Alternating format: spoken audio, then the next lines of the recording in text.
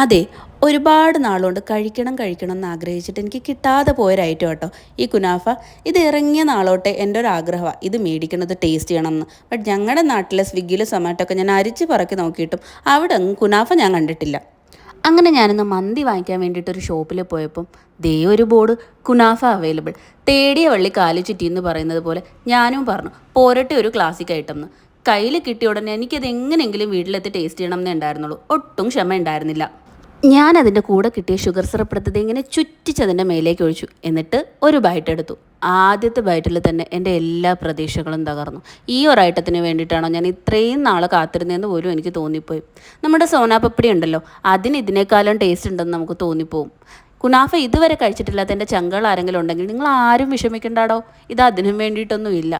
ചിലപ്പോൾ ഞാൻ ഒരുപാട് എക്സ്പെക്ട് ചെയ്തതുകൊണ്ടാവാം കേട്ടോ. അല്ലെങ്കിൽ നമ്മൾ ഒരുപാട് ഹൈപ്പ് കൊടുക്കുന്ന സാധനത്തിനൊന്നും അതിൻ്റേതായിട്ടുള്ള ടേസ്റ്റ് ഉണ്ടാവണം എന്നില്ലാന്നേ.